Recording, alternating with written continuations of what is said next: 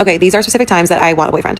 Okay, first one is when my friends are all busy with their boyfriends. Pretty self-explanatory. I don't need to explain that. Okay, the second one is when it's past 8 p.m. and I'm home for the night. So I already did the plans for the night where it ended early and I'm back home. Like, I would want a boyfriend to come home to. You know what I mean? Ugh, when you want to beat a dead horse with a new audience. Because here's the thing. You can beat a dead horse with your besties all day long, but getting to tell your boyfriend all of the different nuances and like getting to explain it to an outsider, oh my God, that is the best feeling in the world. And boys are a little dumb. They need the repetition. It's incredible. Ugh. Next one is after 3 glasses of wine. Again, I feel like that's self-explanatory. Yeah. Ooh, on the days that I feel like being right or being smarter than someone.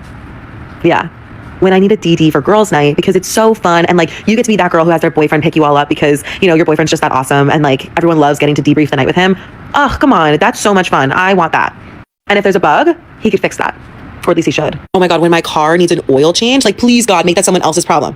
Ugh, not mine. Okay, this one's really offensive after I see an aesthetic photo of a couple. And what makes this even more offensive is when I see this on like Pinterest and it's like vision board inspo. Like, yeah, I know that was on my vision board. Okay, fuck off. Lastly, when my friends have plans, and you might be thinking that's really close to the first one, but it's actually not because it's not okay if I'm just like butting in on their, you know, second cousin's bridal shower. You know what I mean? So that would be really nice for me to have a boyfriend then so that I wasn't alone and I could have a nice time. This is the list I came up with, but if you have any more, leave them in the comments. Kings, listen carefully to what she just described. Not love, not partnership, not growth. A designated driver, an oil change appointment, a bug remover, someone to vent to when her friends are tired of hearing it. As the African proverb says, the one who tells the stories rules the world, and she just told her own story without realizing it. She does not want a partner. She wants a utility. Available on demand, performing on schedule, grateful for the opportunity. A king hears this list and quietly removes himself from the catalog. Bring back the days of hitting on women, please. I just came back from a high rocks class and girl, I do so much. I put myself out there, but you guys are either not in that space or even if they are like so closed off. I mean, I even dressed cute. Like, look at my outfit. Look at it. Look at the back of this. It's so cute. I was dressing up cute and guys are just like lazy or just zoned out or I don't know, or taken, I guess. Look at that butt. I'm putting myself through high rocks. Like, come on. What do you want me to do? I'm not going on the dating apps. Have you seen the guys on dating apps? I'm not putting this on the dating app. So God help me, and that's the end of this video. She dressed cute. She showed up, she waited, and nothing happened. So now men are lazy. Men are closed off. Men are the problem. Brothers, the forest would be silent if no bird sang except the one that sang best. A man who has built himself, his life, his purpose. He is not sitting in a gym class waiting to be noticed. He is moving, and when he is ready, he selects. He does not perform for an audience. Keep watching Kings, because the next clip shows you just how rare a genuine approach has become. I have only been approached by a man in the wild one time, and let me tell you, it shook me to my core. And I haven't stopped thinking about it. This was a few years ago. I walk into a bar with a friend and a guy sitting at the bar turned, looked at me and gave me the I'm gonna talk to you vibes. I am the world's worst flirter. Like, I cannot emphasize enough how bad I am at flirting. And so I froze like a deer in the headlights, like literally frozen. I walk up to the bar to order my drink, okay? And this man walks straight up to me and says, hello, my name is Jim. Luckily, my friend stepped in and was like, hi, this is Katerina. She's so great, because I was frozen. We played some eyeball tennis back and forth in the bar for like an hour. And he came up to me and bought me and my friend a drink and got my number and was so respectful. And I was actually in complete shock because I didn't know this happened in real life. Granted, this happened to me 2 years ago and it was the only time it's ever happened to me. But men, this is the power of approaching a woman in the wild, because I truly have not gotten him out of my mind. One approach in her entire life, and she never forgot it. Brothers, that is not a coincidence. That is the power of a man who moves with calm intention. He did not overthink. He did not wait for permission. He simply walked over and introduced himself like a man who knows his worth. Calm water does not mean there are no crocodiles. The man who approaches with confidence and respect is remembered long after the ones who never tried are forgotten entirely. Okay, we need to normalize guys approaching girls at the gym because right now it's just awkward for everyone. There will be a guy I see every day. We make eye contact, we do the little half smile thing, and then nothing ever happens. This goes on for weeks. At that point, we're basically coworkers. I'm not asking to be hit on mid squat or anything, but if you catch me between sets and just say hi, that's not weird. What's weird is pretending we don't recognize each other after making eye contact 40 times. Like, grow a pair and come talk to me. Grow a pair! And yet the same culture that produced this woman produced 1,000 videos telling men that approaching women at the gym is harassment. The rules change depending on who is doing the approaching and whether she finds him attractive. A wise man once said, "Do not set yourself on fire to keep someone else warm." A king does not risk his peace, his reputation, or his energy on a game with shifting rules. He builds so well that the right woman finds her way to him. The other day I reposted a video how this guy was pretty much saying men do not approach women because women ruined it. So I agree, women have ruined it. From my perspective, I feel like the 20-something-year-olds have ruined it because they're the main ones, especially on this app, that get on here and say they do not want men approaching them in public. And then you will literally see like 33, 34, 35 plus getting on here saying, why don't men approach us anymore? Like, when I go out, there's nothing but women. And if there are men, they don't come and talk to me, blah, blah, blah. It's because the 20-year-olds ruined it. They ruined it. And honestly, and we won't even put an age on it, I feel like the same people that get on here and complain and don't want men approaching them in public places are the same ones that get on here and complain about horrible Hinge dates. As someone, if a man approaches me in public, I talk. That don't mean I gotta marry him. I'm gonna have a conversation. I also have never had issue with Hinge dates. Hint. She connected the dots herself. The women who rejected approaches are now on Hinge complaining about horrible dates. Actions have consequences. Every action plants a seed. You cannot spend years telling men their presence is unwanted and then ask where all the men went. As the African proverb says, when the music changes, so does the dance. Men change the dance.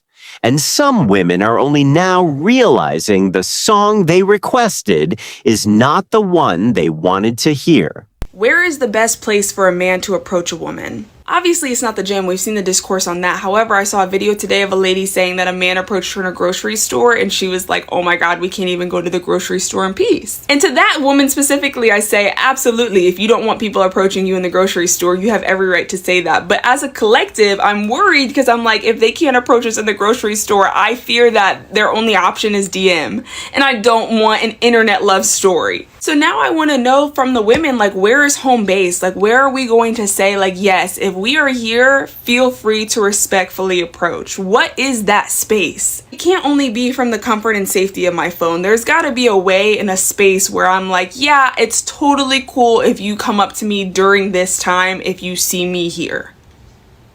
Because I fear we're running out of options, and God forbid my husband is like user 55 on Instagram and I like never open his DM. You know? She's worried her future husband is a DM she ignored.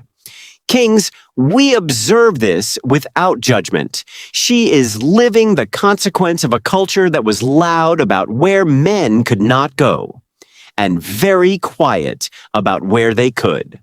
A man who knows his worth, lives his life fully, and creates natural connections through who he is, not where he stands. I was dating a man earlier this year, and what he taught me was that men who are not willing to risk their ego and put themselves out there to ask you out are insecure men, and that is going to show up in a lot of negative toxic behaviors later in your relationship. And he had told me that I was the first woman that he ever had to pursue because he was very good looking. Whether that was true or not is neither here nor there.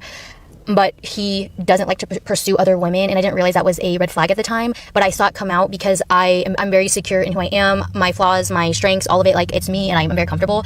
And I noticed that he would try to poke at different potential insecurities I might have that other women would have, and I wouldn't be defensive. I'd just be like, yeah, no, I like this is just me, you know, and I love me, and, you know, we're all human. And because I wouldn't react to him trying to provoke my insecurities, it made him feel very insecure. So then he would try to make little digs and comments about me to bring my self-esteem down. And so it just, initially he was very sweet and complimentary because he wanted me to like him. But as we got more comfortable with each other over time, his true colors showed, where it was clear he was not comfortable being with a secure, confident woman. It made him feel insecure. So long story short, TLDR, if a man is not willing to risk his ego to pursue you and potentially get rejected, he's actually very insecure, and you're not going to have a good relationship long term. She built a whole theory around one man. And to be fair, some of it has truth. A man who tears down a confident woman to feel superior has work to do on himself. A king does not need to diminish anyone to feel tall. But the conclusion that any man who does not pursue relentlessly is insecure, that is the part that reveals the expectation. Pursue, chase, risk everything, perform.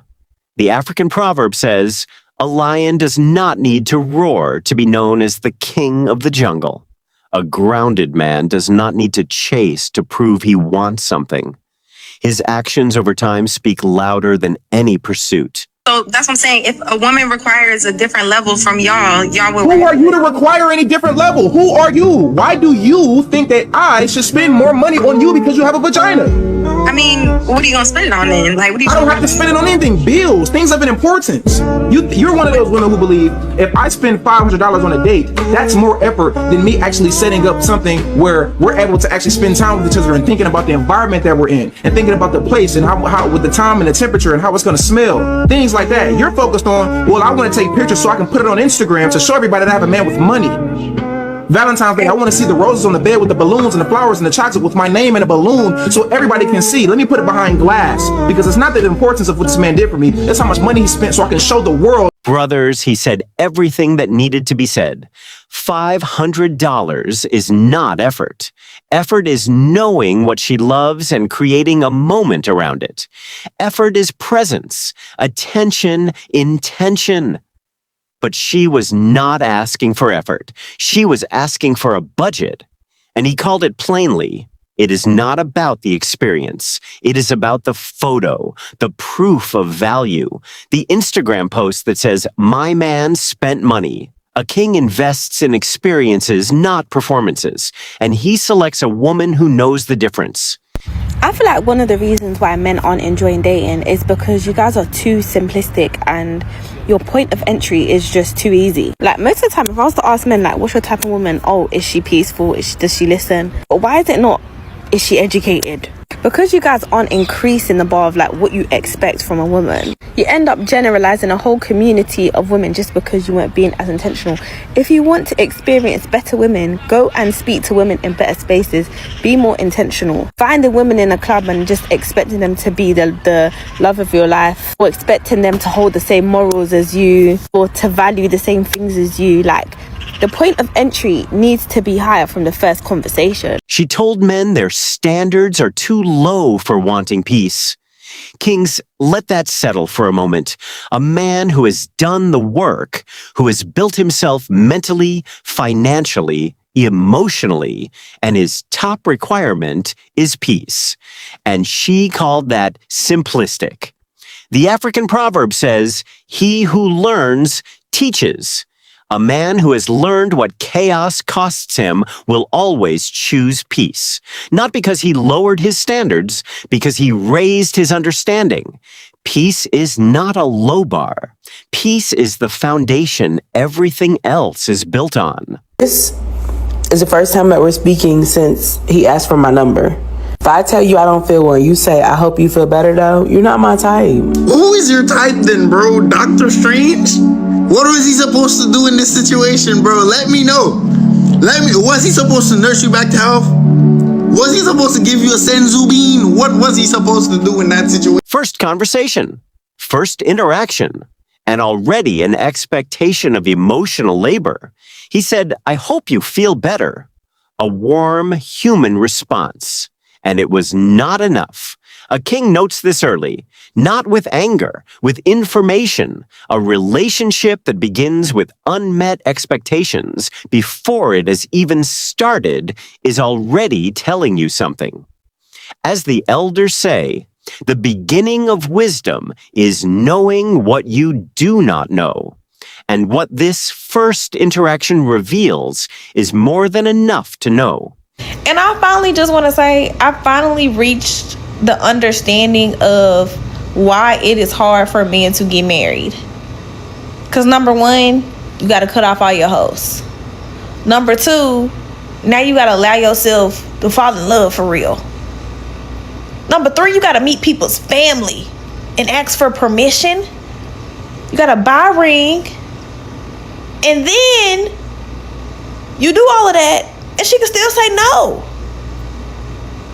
And then you get married, and if it don't work out, now she took all your money, and she took the key. She finally understood.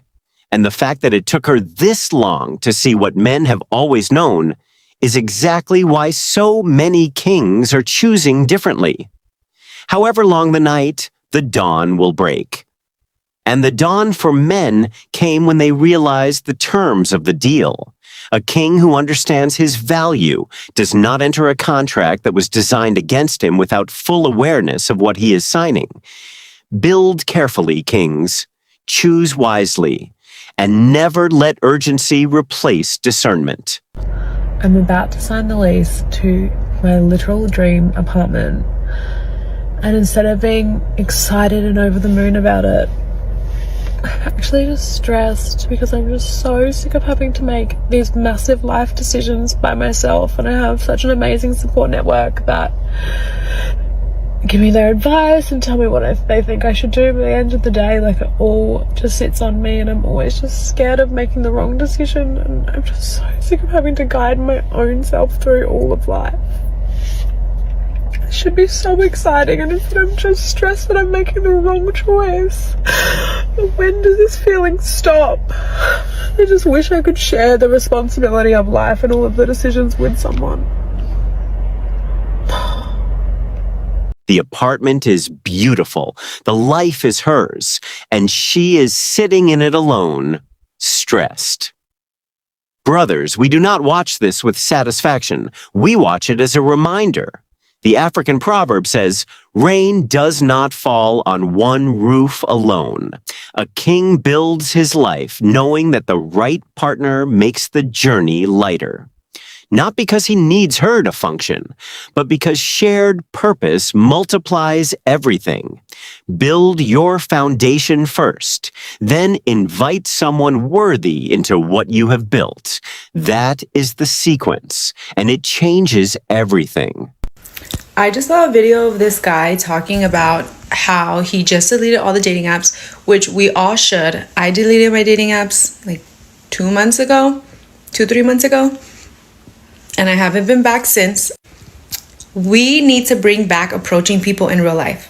I personally don't think that there's anything wrong with the location that you choose. I think it's just about how respectful and considerate you are in whatever location. For example, if you go up to a girl at the gym, make sure that she's like resting or something and not like mid-workout, because that does happen. And being respectful, as in whatever the outcome is, you're still going to be respectful to this person. The reason why we get like scared of like saying no and like not giving our number is because of the way that we're scared that how you guys are going to react. So I feel like keeping in mind that no matter what the outcome is, everything's going to be just fine, and you have to be respectful and just be a considerate human being. Like, I don't think there's anything wrong with it.